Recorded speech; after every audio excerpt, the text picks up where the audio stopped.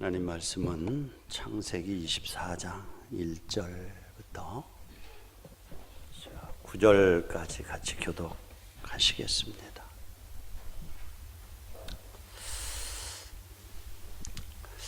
아브라함이 나이가 많아 늙었고 여호와께서 그에게 범사에 복을 주셨더라.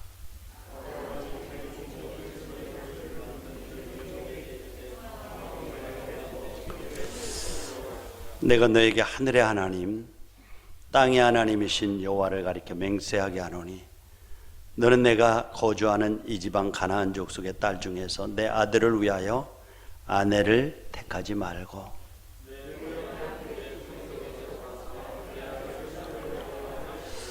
종이 이르되 여자가 나를 따라 이 땅으로 오려고 하지 아니하거든 내가 주인의 아들을 주인이 나오신 땅으로 인도하여 돌아가리까?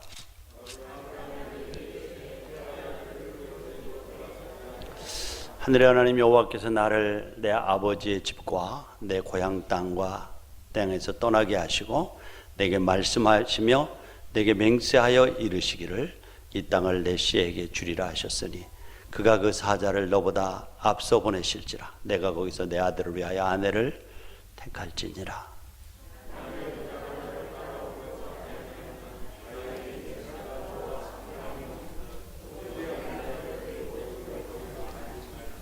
다 같이 그 종이 이에 그의 주인 아브라함의 허벅지 아래 손을 넣고 일에 대하여 그에게 맹세하였더라. 아멘. 주님의 은혜가 여러분에게 함께 하시기를 축복합니다. 이제 찬양대가 없으니까 뭐가 좀 빠진 것 같아요. 그 다음 주에는 중창단을 한번 좀 만들어 보세요. 일부도 좀 만들어라고 그랬어요. 또 이렇게 보니까 너무 황해요. 그런데 사실은 2부보다도 1부에 더 많이 온 것 같아요. 1부에 아마 여러분들이 적절하게 분산을 하시는 것 같아요. 감사한 일이죠. 빨리 코로나19가 떠나고 또 예배가 회복되어지기를 위해서 기도하시기 바랍니다. 세상 사람들은요 이 신앙생활 어떤 여가생활이나 취미생활 정도로 생각을 합니다. 그러니까 그저 무슨 일 있으면 교회 나가지 말라, 교회 문 닫아라 뭐 여러 가지 얘기를 하지만은 사실은 신앙인들에게 예배는 생명입니다. 그래서 이 백성은 내가 나를 위하여 불렀나니 나의 찬송을 부르게 하려 함이라 이렇게 말씀해요. 그래서 여러 가지 합리적인 논거들을 댈 수 있어요. 이런 때는 좀 교회 문 닫고 인터넷으로 예배 드릴 수 있고 그래요. 우리도 다음 주부터는 유튜브로 보내요. 그리고 우리 교회도 인터넷이 있어서 여러분 홈페이지 가면은 매주 설교를 들을 수 있잖아요. 그러나 성경은 그와 같은 것을 예배라고 하지 않아요. 두세 사람이 내 이름으로 모이는 곳에 내가 함께 하겠다. 구원받은 백성들의 공동체가 교회고 인격이 모이는 곳에 성령의 역사가 있는 줄 믿습니다. 그래서 교회는 그렇게 줄기차게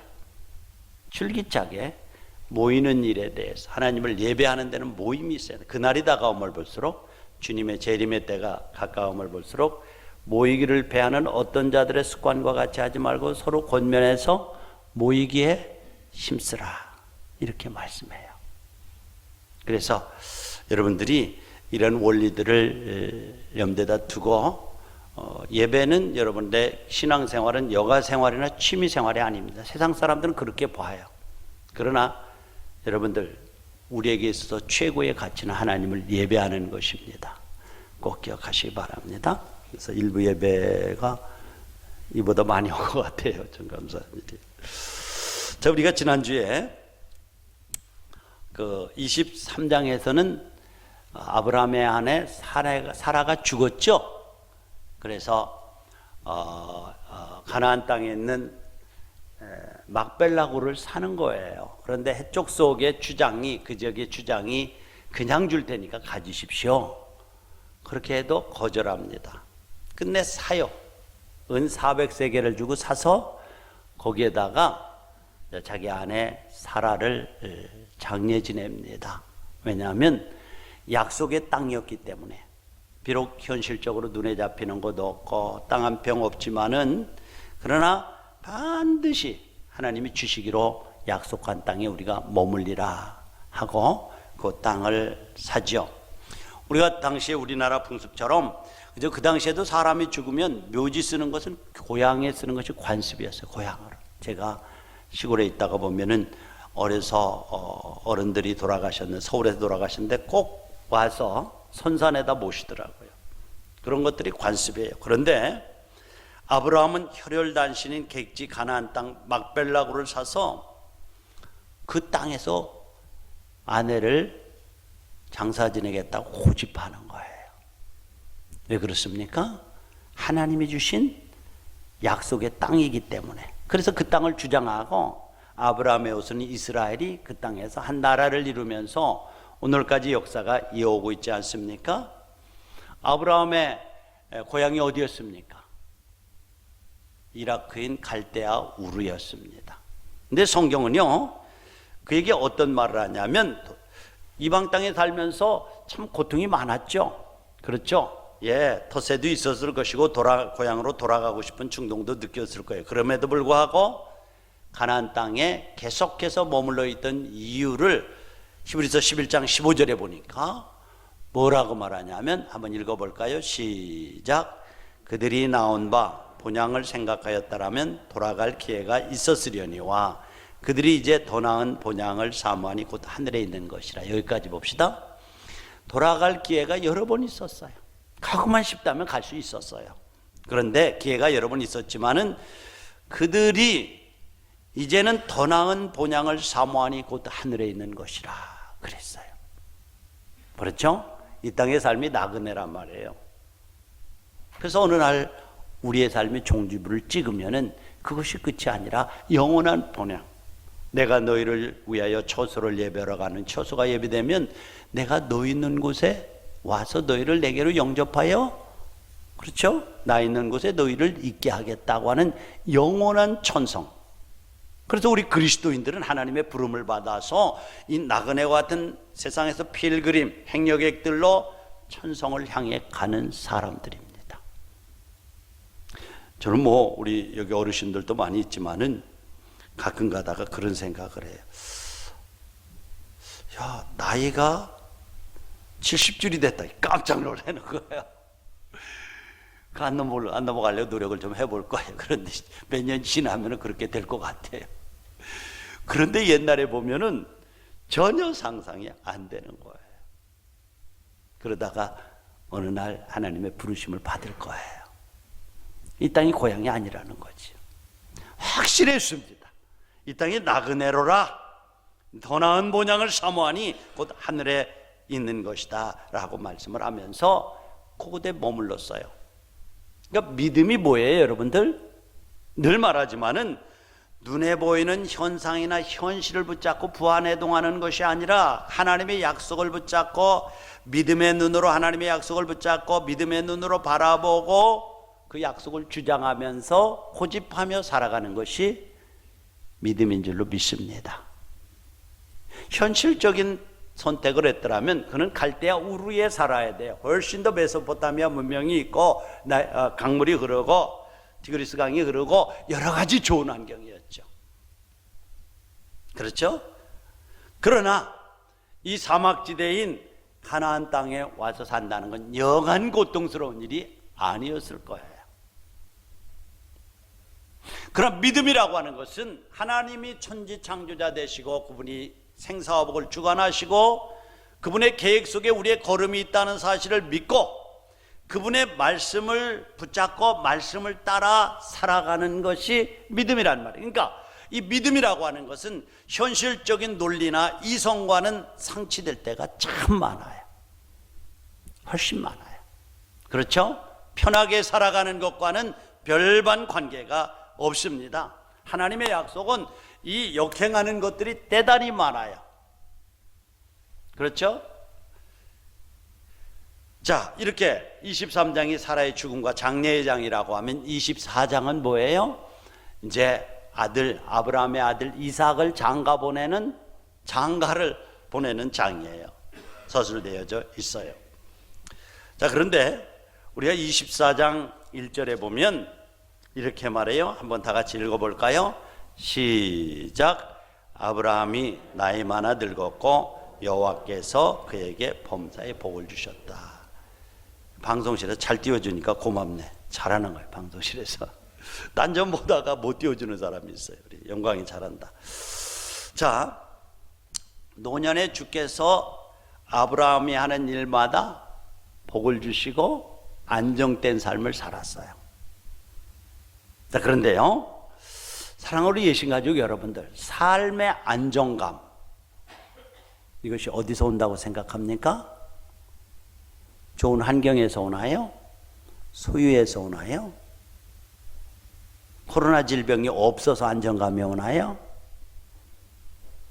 절대로 그렇지 않습니다. 안정감은 하나님과의 올바른 관계 속에서 오는 줄로 믿습니다. 이 믿음이 있으면요, 별로 흔들리지 않아요. 이제 처음에 보세요. 아브라함이 얼마나 부안해동하고 부엽초처럼 떠다녔습니까? 하나님의 명령을 쫓아서 가나안 땅에 왔단 말이죠. 와보니까 흉년이 들어요. 흉년이 들으니까 이 눈에 보이는 현상들 아니겠어요? 아이고, 먹고 살려면 어디로 가야 되나? 그래서 애굽으로 피신을 가죠. 뭐 물 주고 먹을 것이 많으니까요. 가다가 보니까 아내 사례가 너무 예뻐서 사람들이 자기를 죽이고 아내를 빼앗을까 보니까 아내로 하여금 자기를 오라버니라고 부르라고 그래서 오빠, 남편을 오빠라고 부르는 것이 이때부터 시작됐다고 그랬죠. 네, 그래요. 오라버니라고. 그렇게 해서 아내를 빼앗길 뻔하잖아요. 그리고 결국 또 베델로 올라와서 하나님을 예배해요. 얼마나 불안정한, 그래서 환경을 쫓아서 누이를 속이고 문제가 있을 때마다 하나님에 대한 신뢰가 깊지 못해서 하나님의 뜻을 묻기 전에 자신의 판단대로 행동하고 실패하고 이런 불안정된 모습이 계속 반복되죠. 그럼에도 불구하고 여전히 하나님이 곁에 계셔서 자기를 붙들고 사랑하시는 이 은혜의 사랑을 경험한 후에 하나님을 신뢰하기 시작했어요. 하나님과의 인격적인 관계가 더 깊어지기 시작했어요. 그런 다음에 흔들리지 않았어요. 오늘 여러분들 교동문을 해올 때 128번에 보니까 흔들리는 담과 넘어지는, 흔들리는 담과 넘어지는 울타리 같은 인생을 의지하지 말라라고 말씀을 하고 있어요. 사람이 얼마나 연약한지요. 담이라고 하는 거, 울타리라고 하는 거, 재산을 보호하고 생명을 보호하기 위해서 쳐놓은 것 아니겠어요?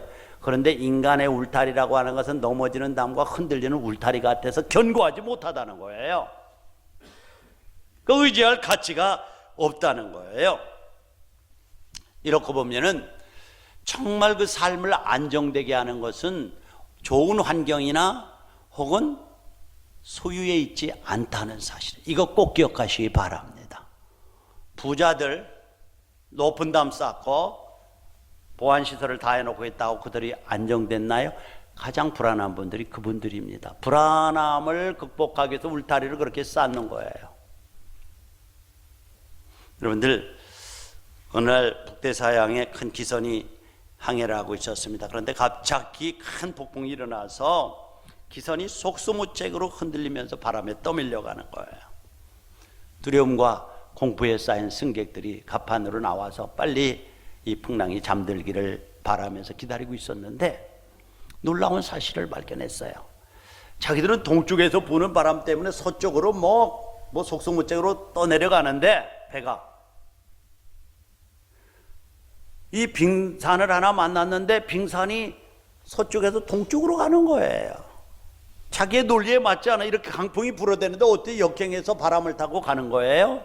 마침 선장이 왔어요. 선장님, 놀랍습니다. 이 강풍이 불어서 배는 이력편주처럼 흔들리면서 떠밀려가는데 어떻게 저 빙산은요 이 바람의 저항과 저 바람과 마주치면서 반대 방향으로 가나요? 물었어요. 그랬더니 선장이 그래요. 저 빙산은 겉보기하고는 다릅니다. 겉으로 드러나는 부분이 10분의 1 정도이고요. 10분의 9는 물은 물에 잠겼어요. 그런데 바닷속에는요 겉에 파도와는 상관없이 해류라고 하는 것이 흐르거든요. 그래서 이 큰 빙산은요, 해류에 의해서 지금 바람과 역행해 가는 것입니다. 바람과는 상관이 없습니다. 파도와는 상관이 없습니다. 한쪽 방향으로 가는 거예요. 그렇습니다. 여러분들, 아무리 큰 폭풍이 불어쳐도 빙산은 바람의 영향을 받는 것이 아니라 그 속에 흐르고 있는, 도도하게 흘러가고 있는 해류의 영향을 받는 것이 빙산입니다. 저는 우리의 믿음이 그렇다라고 생각을 해요. 믿음이 그렇다고요. 하나님이 인생의 천지를 창조하시고 내 삶의 계획을 가지고 계신 주, 로드라고 하는 그 주님을 주로 믿는다고 하면, 여러분의 삶의 주인으로 믿는다고 하면 그분이 또한 여러분의 삶을 계획하시고 여러분들의 걸음을 인도하실 줄로 믿습니다. 흔들리지 않아요. 응? 여러분들 보세요. 다니엘의 세 친구가 그저 느부갓네살이 만든 신상 앞에 절하지 않는다고 풀무불을 달고 놓고 죽이겠다고 그러잖아요. 자, 지금이라도 이 금신상에게 절하면 내가 너희를 살려주겠다. 그때 그 친구들이 뭐라고 그래요? 왕이요, 이 일에 대해서 말할 필요도 없습니다. 만일 나를 불목 가운데 던져 놓는다고 하면 살아계신 하나님이 나를 건져내실 것이고, 그렇지 않고 타 죽는다고 해도 나는 결코 하나님이 금하신 우상에게 절하지 않겠습니다. 얼마나 견고합니까? 흔들리지 않아요, 여러분들. 이건 더 적극적인 말로 오늘의 삶에 적용시키면, 비록 코로나를 예배하면서 하나님이 지키시고 또 우리가 방역을 철저히 하고 질서를 지키기 때문에 안 걸릴 줄 알지만은, 그러나 걸린다고 해도 나는 예배를 포기할 수 없습니다 라고 하는 말하고 똑같은 거예요. 제가 여러분들 이 뒤에다가 뭐 믿음의 무게를 달아보시는 하나님, 여러분 뭐예요? 그 광고를 셀 예배를 또 당분간 멈췄잖아요. 보고란에 그렇게 썼어요. 하나님은 여러분들 때때로 우리의 믿음을 달아보고 싶어 하십니다. 벨사사랑의 믿음의 무게를 달았더니 모자랐다라고 해서 그 죽임을 당하잖아요. 저는 여러분들, 그래, 우리는 최선을 다해 마스크를 쓰고 간격을 두고 우리 소독하잖아요.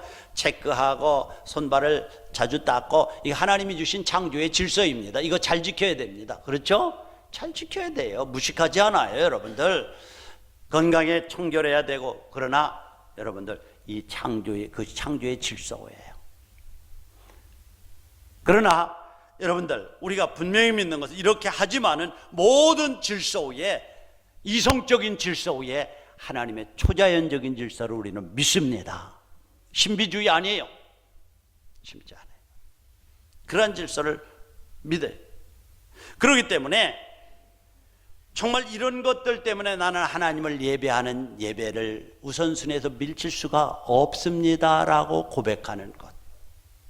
세상 사람들이 취미생활이고 여가생활로 여기는 신앙생활이야말로 우리는 우리의 생명이다라고 말할 수 있는 기계와 확실한 믿음 있으면은 별로 흔들리지 않습니다. 별로 흔들리지 않아요. 안정된 거예요. 환경에서 오는 것 아니에요. 좋은 조건에서 오는 것 아니에요. 소유에서 오는 것 아니에요. 살아계신 하나님과의 관계 안에서, 확실한 믿음 안에서 오는 것이 안정감입니다. 그래서 세속의 바람, 세상의 바람이 아무리 거세게 불어쳐도 요동치거나 필요하지 않습니다. 그저 우리는 하나님의 말씀의 토 위에 우리의 인생의 뿌리를 박았기 때문에 해류를 따라서 도도하게 순풍이 불든지 역풍을 불든지 한 방향으로 향해서 우리는 세상에서 부름을 받아 주님의 보혈로 죄사함을 받고 하나님의 자녀가 된 사람들이 이 땅에 나그네의 삶을 살면서 천성을 향해 간다라고 하는 이 분명한 인생의 과정의 목표를 가지고 나가는 사람들이에요. 너무 무서워하지 마세요. 질병이나 마귀는요, 무서워하고 도망가는 사람 쫓아가요. 여러분들 죄송하지만 개 보세요. 개. 그 녀석들이요, 도망가면 끝까지 쫓아가요. 그러나 돌멩이 하나 들고 뒤로 돌아서는 순간 꼬리를 내리고 도망갑니다. 그래서 성경은 너희는 대적하라고 그랬지 도망가라고 하지 않았어요. 기독교 문화는 프로테스탄이 뭐예요? 개척하고 대적한다고 하는 거예요. 프로테스탄 문화입니다.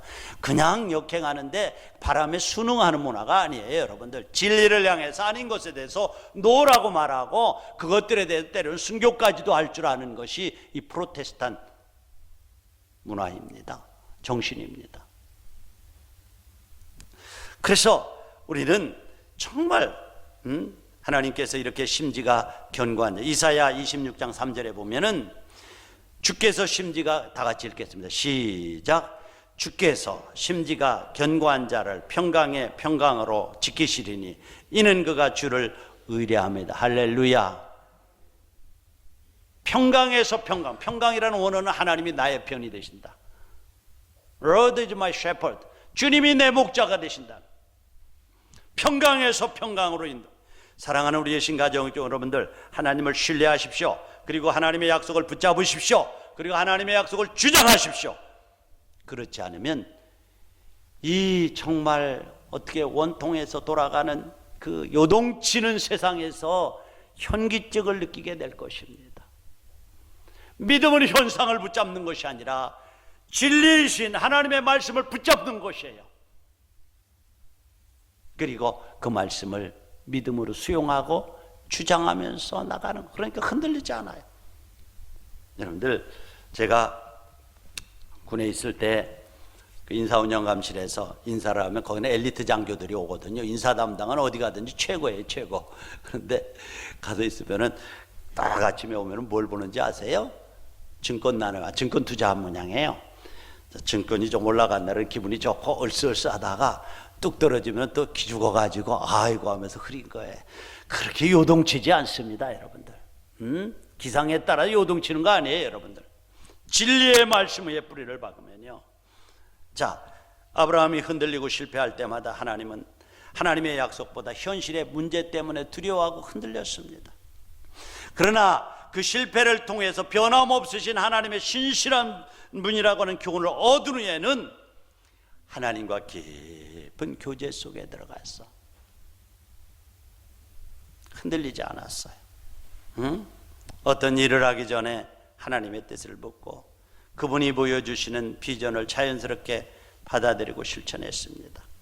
수많은 실수와 고난 그리고 우여곡절에도 불구하고 인생 전체를 놓고 볼 때 아브라함은 하나님의 축복을 많이 받은 사람이고 복의 근원자로서 복을 흘러보내는 통로가 된 사람임에 분명합니다. 사랑하는 믿음의 식구 여러분들, 우리의 인생에도 고난도 있고 위기가 있지만은 인생 끝에서 볼 때 아브라함처럼 하나님이 범사에 축복하심으로 여러분의 삶이 안정되기를 축원합니다. 그 안정감 환경에서 오는 것이 아니라고 그랬죠? 그 안정감은 하나님의 자녀라고 하는 그 하나님과의 인격적인 관계, 내가 하나님의 자녀라고 하는 이 확신에서 오는 거예요. 우리 완전하거나 탁월하지 않습니다. 실수예요. 그러면서도 하나님이 그 여러분 착함 때문에 뽑은 것이나 무조건 unconditional election, 무조건 뽑으셨어요. 자녀로 삼으셨어요. 그럼 믿음으로 하나님의 자녀가 되었습니다. 넘어져요, 쓰러져요, 부족해요. 그러나 은혜로 덮으시면서 우리를 새롭게 세워가시는 분입니다. 그런데 그분을 신뢰하고 믿을 때에 아버지의 자녀라고 하는 관계를 확인할 때에 안정감이 옵니다. 여러분들 어떤 분이 어떤 아주머니가 기차를 타고 여행을 하는데 어린아이가 그 객차 안에서 왔다 갔다 하는 거예요. 근데 부모가 없는 것 같아요. 그래서 너 얘 혼자 타고 있어요. 너 두렵지 않니? 아무 걱정도 없는 아이 같다라고 물었어요. 그랬더니 그 아이가 저는 무섭지 않아요. 왜냐하면 이 기차의 기관사가 우리 아버지이기 때문에 그렇죠. 종착역에 가면 그 아버지가 나를 제일 먼저 찾으러 올 거예요. 관계입니다, 여러분들. 하나님이 내 인생의 주인 되시고 너의 출입을 지금부터 영원까지 지키시겠다고 하는 이 하나님의 약속을 붙잡을 때에 우리는 흔들리지 않을 수 있어요. 너무 요동치지 마세요. 주가가 오르고 내리는 것, 코로나가 여기도 왔다 시흥쪽에도 가까이 오고 남동공단에도 오고 왔다고 하는 거 너무 두려워하지 마세요. 우리가 우리의 관리를 잘하면서 정말 우리의 길을 하나님께 맡기세요. 너의 염려를 주께 맡겨버리라 라고 말씀을 하죠. 오늘 여러분들이 28편에 같이 교독한 말씀에 보니까 여호와가 나의 피난처래요. 그렇죠? 여호와 하나님이 나의 피난처시라고. 그러면서 범사의 백성들아 시시로 그를 의지하고 그의 앞에 마음을 토하라. 하나님은 우리의 피난처시로다. 할렐루야. 만일 하나님이 우리를 위하시면 누가 우리를 대적하리요? 그렇지 않아요. 우리가 좋아하는 내가 사망의 음침한 골짜기로 다닐지라도 해받음을 두려워하지 않을 것은 주께서 나와 함께 하심이라. 예수 믿는다고 사망의 음침한 골짜기가 없는 것이 아니라고 그랬죠. 때때로 사망의 음침한 골짜기를 걸어 다녀요. 그러나 주께서 나와 함께 하심으로 주의 지팡이와 막대기가 나를 안위하시나이다. 이 아브라함의 담대함은요, 로마서 4장 19절 21절에 보니까 그가 100세나 되어 자기 몸이 죽은 것 같고 사라의 태가 죽은 것 같음을 알고도 믿음이 약해지지 않았다. 왜 약해지지 않았냐? 21절에 보니까 약속하신 그것을 또한 능히 이루실 줄을 확신했다. 그러니까 믿음이 뭐냐 말이죠. 자, 아내가 90이 돼서 경수가 끊어졌어요. 남편이 100세가 돼서 아들 낳을 가능성이 없어요. 논리적으로, 이성적으로, 과학적으로 아무런 근거가 없어요. 그런데도 믿음이 약해지지 않았다는 거예요. 여러분, 이 상황에서 믿겠습니까? 소위 논리적으로 보면은 코로나가 이렇게 횡행하고 있는데 교회에 모여 있으면 당연히 전염률이 높고 전염 높으면 나에게 코로나가 오는 것 확률이 높다. 이거 이성적이고 논리적이에요. 과학적이에요. 그런데 이 믿음에 대하면은 100세나 되어서 자기의 모든 기능이 떨어진 줄 알면서도 믿음이 약해지지 않았다는 거예요. 이 말은 뭐예요? 하나님의 전능하심을 믿었다는 거예요. 모든 이성적인 논리와 과학적인 논거 위에 초자연적인 하나님의 능력을 믿었다는 거예요. 할렐루야. 이게 믿음이에요. 이성의 한계를 넘어서는 것, 논리의 한계를 넘어서는 것. 그래서 그렇게 담대하고 흔들리지 않았던 이유를 로마서 4장 21절에 약속하신 그것을 능히 이루실 줄을 확신하였으니. 그러니까 아브라함을 통해서 아들을 주시겠다고 계속 약속했잖아요. 그런데 현상으로 보면은 뭐 다 불가능하잖아요. 그러면서도 믿음이 약해지지 않았다고 하는 것은 약속하신 그분을 신뢰했기 때문에. 여러분들, 삶이 요동치지 않는 것은 하나님 그분을 신뢰할 때에 요동치지 않습니다. 자, 요즘 한번 적용시켜 볼까요? 코로나19 때문에 교회 출석률이 많이 떨어졌어요. 우리 교회는 좀 덜한 것 같아요. 전통 있는 교회라서 그런 것 같아요. 1, 2부 합하면은 일부 예배가 여러분들 뭐 많이 왔어요. 그런 걸 보면은 아마 지혜롭게 분산을 시키는 것 같아요. 자, 그런데 다른 교회 보면은 상당히 많이 떨어졌다고 그래요. 왜 그럴까요? 아까 말씀드린 논리적인 거예요. 교회는 사람이 모이는 곳이고 당연히 감염률이 높고 집에서 예배를 드릴 수 있는 시스템이 되어 있고, 그래요. 우리도 다음 주부터는 유튜브로 보고, 그렇지 않으면 설교가 지나도 내일부터는 우리 홈페이지에 들어가 내 설교를 들을 수 있단 말이에요. 그러나 아까 말씀드렸죠. 예배는 인격체가 모이면서 역사가 나타난다라고요. 그러나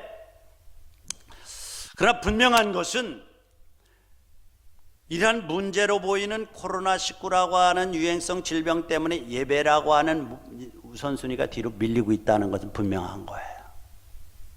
무서워서요. 무서워서.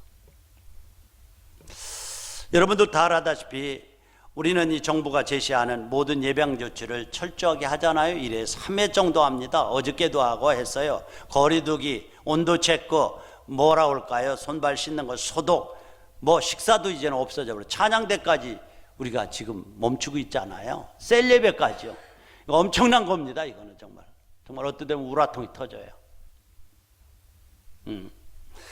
자, 그런데 이 예배하는 곳에 와서 감염될 확률이 저는 거의 없다고 봅니다. 더군다나 하나님을 예배하는 이곳에 하나님의 은혜의 보호막을 덮을 것을 저는 확실히 믿습니다.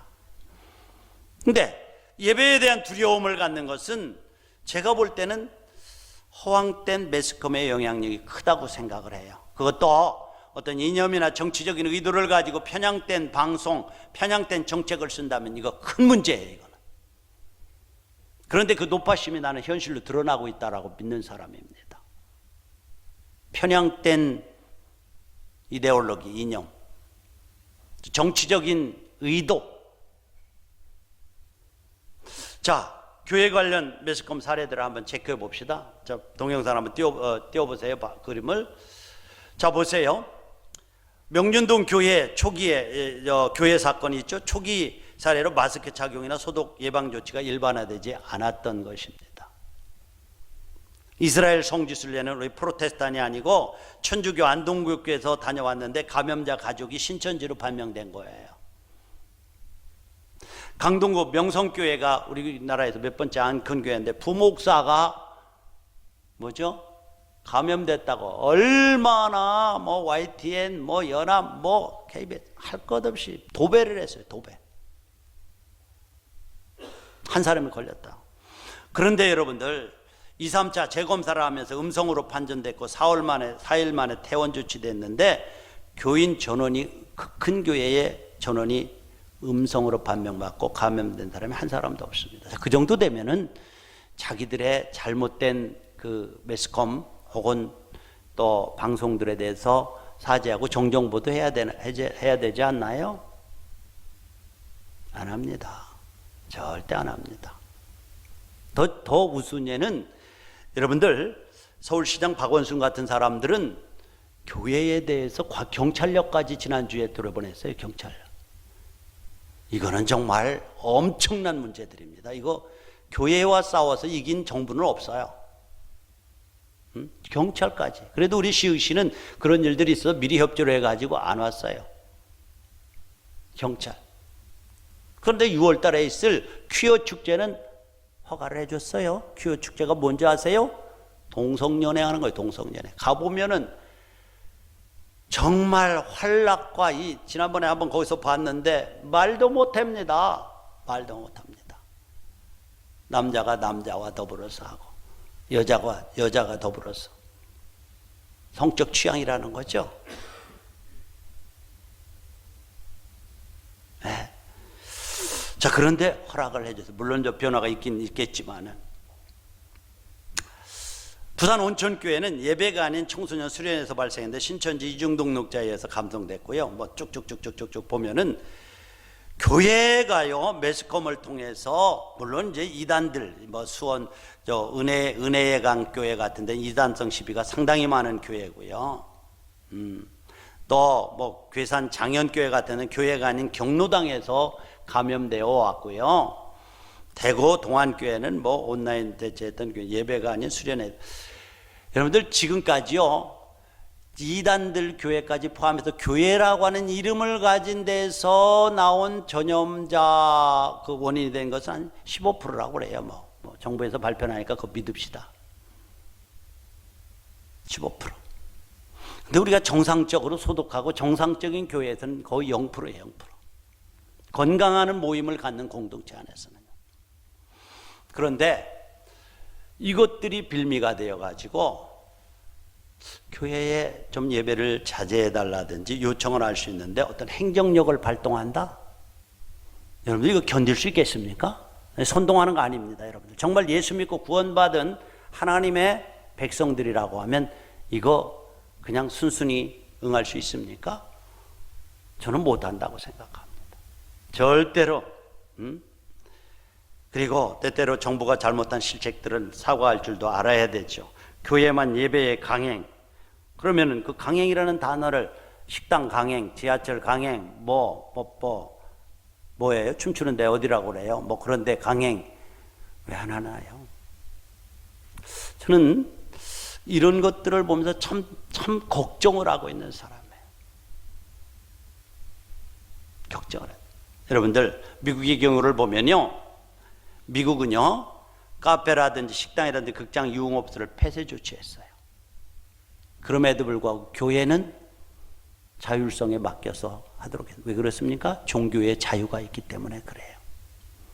여러분들 우리가 민주화를 얘기할 때 소위 종교 건물에서 도피자들이 거기에 숨어요. 뭐 조계종으로 숨고 천주교로 숨고 기독교회관으로 숨고. 그런데 경찰들이 와서 둘러치고는 있어도 안에까지는 들어오지 않았습니다. 여러분들 왜 그래요? 신성모독이고 또 종교시설은 종교의 자유를 방해하는, 혹시 그런데 문제가 생길까 봐서 안 온 거예요. 그런데 여러분들 경찰까지 동원했다는 거, 큰 실수를 한 겁니다. 정말 실수한 겁니다. 물론 박원순 씨가 안티크리스찬인 것은 내가 알고 있지만 큰 실수를 한 거예요. 여러분들 이런 수모를 당해가면서 우리가 예배를 드려야 되느냐 하는 이것들에 대해서는 심각하게 생각해야 됩니다. 응? 여러분들 우리 코로나가 빨리 끝나기로 해서 기도하시기 바랍니다. 그러나 예수 믿고 구원받은 하나님의 사람들은 한없이 겸손하고 정부 시책에 따르고 해야 되지만은 아닌 것에 대해서 단호하게 노할 줄 아는 사람들, 그래 눈에 보이는 것만 붙잡는 것이 아니라 하나님의 말씀의 원리 위에, 창조의 질서 위에 삶을 뿌리를 받고 나가는 사람은 진정으로 안정된 삶을 영위할 수 있는 사람입니다. 삶의 안정감은 환경에서 오고 소유에서 오는 것 아님을 꼭 기억하시기 바랍니다. 하나님이 내 창조자 되시고 아버지 되심을 믿는 믿음 안에서, 그 인격적인 관계 안에서 내 삶을 전폭적으로 맡길 때에 그분이 책임지시고 내 삶을 이끌어 가시는 분이라고 하는 믿음을 가질 때 우리는 어떤 요동치는 그런 물결에도 마치 빙산이 바람을 역행해 가는 것처럼 달려갈 수 있다고 하는 사실입니다. 디모데후서 1장 12절에 보면 바울이 그래요. 이로 말미암아 내가 또 고난을 받되 부끄러워하지 아니하면 내가 믿는 자를 내가 알고 또한 내가 의탁한 것을 그날까지 능히 지키실 줄을 확신함이니라. 할렐루야. 범사의 그를 의지하라. 그리하면 내 길을 지도하시리라고 성경이 말씀하고 있는데, 바로 지도하시고 맡길 때에 그의 날개 아래 품으시리라고 약속했는데 능히 이루실 줄을 믿기 때문에 내가 고난을 받아도 부끄러워하지 않는다라고 고백을 하고 있습니다. 나는 주님 안에서 여러분의 삶의 안정감을 누리시기 바랍니다. 그 다음에 며느리감을 구하는데 아브라함이 두 가지 조건을 제시하죠. 야, 가나안 땅을 향해서 우리 아들을 데리고 나가서는 안 된다. 나가서 거기 살아서는 안 된다. 그런데 또 다른 하나는 이 가나안 여자는 안 된다. 이 두 가지 조건이에요. 나는 이것이 믿음의 정체성이라고 생각하는 거예요. 가나안 땅이에요. 하나님의 약속의 땅, 이 땅은 벗어날 수가 없다는 거예요. 여러분들, 하나님께서 저와 여러분들을 구별해서 영적 가나안 이 교회, 하나님의 나라 백성으로 여러분들을 불러주셨습니다. 이것은 정말 말씀에 따라 말씀의 원칙대로 우리가 지켜나가야 될 땅이 바로 이곳임을 믿습니다. 그래 우리가 기도할 때에 하나님 나라가 임하게 하옵시며라고 기도합니다. 하나님의 나라라고 하는 말은 통치예요. 하나님의 통치가 교회뿐만 아니라 이 세상의 질서 가운데, 법 가운데도, 나라 가운데도 이루어지게 해달라고 기도하지 않습니까? 왜 아브라함이 그토록 아들을 장가 보내려고 하는데 가나안 여자는 안 된다라고 말합니까? 가나안 땅의 이방 문화 속에 살아가 보니까 이 소유 문화입니다. 존재 문화가 아니에요. 먹고 살고 즐기고 그냥 살다가 죽는다라고 하는 쾌락의 문화예요. 그래서 이 하나님 없는 문화, 그래서 소유다같이 뭐 동성애가 반치고 뭐 하는 이런 문화, 하나님 없는 문화, 이 문화 속에서 하나님의 거룩한 백성이 섞여서는 안 된다는 거예요. 거룩을 지켜야 된다는 거. 구별입니다. 사랑하는 예신가족 여러분들, 세상에서 오늘 시흥시 지역에서 저와 여러분들을 불러서 하나님의 자녀로 불러주셨습니다. 하나님께서 여러분들에게 분명히 말씀하는 것은 너희는 나의 택함을 입은 자인 고로, 구별해낸 고로, 콜아웃 불러낸 자인 고로 세상의 방식이 아니라 하나님의 방식으로 살아가야 된다라고 여러분들을 불러주셨음을 기억하시기 바랍니다. 섞이지 말라는 거예요. 그래서 사람들은 늘 말하기를 저 사람들은 독특해, 저 사람들은 우리와 섞일 줄 몰라. 그래요. 우리가 너무 독특해서 그냥 사람들의 손가락질 받아서는 안 될 거예요. 그 부분이 뭐예요? 적어도 이익에 관한 여러분들 막 서로 다투기 때문에 밥 한 끼 안 사면은요, 2번 사는데 한 번도 안 사는 욕 먹어요. 우리가 그리스도인의 인간관계는 남을 나보다 낫게 여기시기 바랍니다. 내가 잘났다고 목 뻣뻣하기 때문에 관계가 깨지는 거예요. 남의 유익을 내 유익보다 앞세우시기 바랍니다. 그 사람이 밥 한 끼 사면 2번 사세요. 그러나 그 가운데서도 그럴 때 관계가 형성되죠. 그것 때문에 욕먹는 것 없어요. 단지 욕심 때문에 그래요. 자기 이기적이 자기 잘났다고 하기 때문에 욕먹는 것이지 예수 믿는 것 때문에 그렇지 않아요, 여러분들. 제가 언젠가 말씀을 드렸어요. 우리 이준 장로님 우리 교회 한번 오셨었죠? 장관 하셨던 그분을 제가 모시면서 정말 존경할 만한. 여러분들 그 골프를 안보팀들이 모였어요. 안보팀 목사님 참 힘들어요. 뭐 때문에 그러세요? 우리 안보팀이요 골프 모임을 갔는데요. 뭐 청와대 안보수석, 국정원장, 국방부 장관 뭐 누구예요? 해서 4명이 골프를 했는데 항상 주일날 잡는다, 주일날. 그래서 어느 날은 잡아놔서 나는 예배 때문에 안 갑니다 했더니 뭐 그 사람들 좋아 안 하죠. 그래서 토요일날 잡았다는 거야.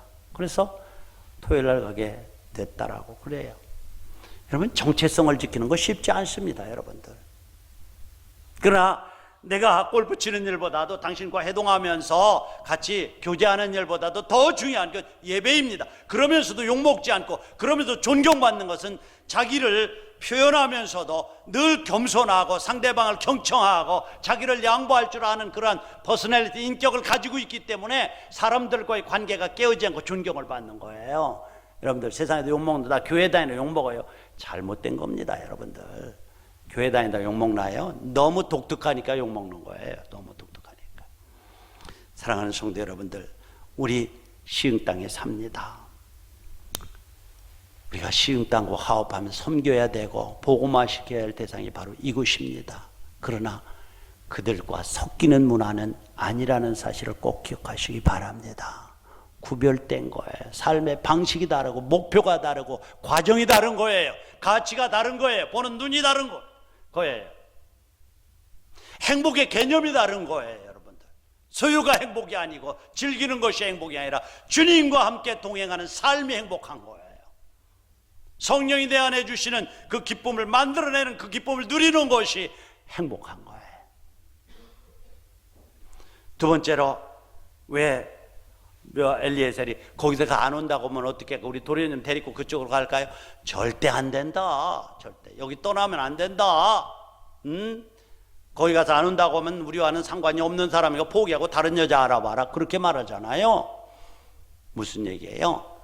사랑하는 우리 예신가족 여러분들, 가나안 땅은 약속의 땅입니다. 가나안 땅은 그렇죠? 그래서 오늘날 그 약속의 땅을 지켜서 막벨레고를 사서 이제 그 소장들을 묘지 삼으면서 오늘날까지 이스라엘이 자기의 정체성을 유지하며 살아오는 것 아니겠어요? 코로나가 힘들다고 교회를 떠나는 것, 그런 상상도 할 수 없는 문제. 믿음의 가치가 그 정도밖에 안 됩니까, 여러분들? 취미 생활입니까? 여가 생활입니까? 아니요. 생명입니다, 생명. 그래서 우리는 그런 것들에 우리의 자유라든지 우리의 어떤 자율적인 것을 손상받을 때 우리는 우리의 의사를 강력하게 표현하는 것입니다. 사랑하는 성도 여러분들, 그리스도인의 정체성을 기억합시다. 하나는 안정이 어디서 옵니까? 살아계신 하나님과의 관계, 그분이 내 아버지 되심을 믿는 확신에서 오는 것임을 꼭 기억하세요. 흔들리지 않아요. 여러분들. 여기에 박으면은 빙산처럼 흔들리지 않아요. 우리 너무 요동치지 맙시다, 여러분들. 우리의 정체는 하나님이 불러서 가나안 땅에 불러들인 약속의 땅에 있는 분들이에요. 그렇다면 이 땅의 구별된 삶을, 문화와 오염된 문화와 세속적인 가치와 환락과 섞이지 마십시오. 하나님의 질서를 따라가십시오. 하나님의 질서를. 오늘 동성애법, 무슨 평등법 이런 것 때문에 골치를 앓고 있습니다. 왜요? 성경적인 가치와 다르기 때문에 우리는 싸우는 거 아니겠어요? 섞이지 않기 위해서. 우리는 이제 하나님 앞에서 이곳을 지키는 사람들입니다. 믿음의 자리를 견고하게 지키시기 바랍니다. 가나안 땅은 떠나는 곳이 아니에요. 그곳을 점령하는 것입니다. 그럴 때 하나님께서 여러분의 삶과 우리의 삶을 하나님께서 순적한 길로 인도하시고 하나님의 살아계심의 증거들을 저와 여러분들에게 보여주실 줄로 믿습니다. 우리 다 같이 눈을 감고요, 기도하십시다.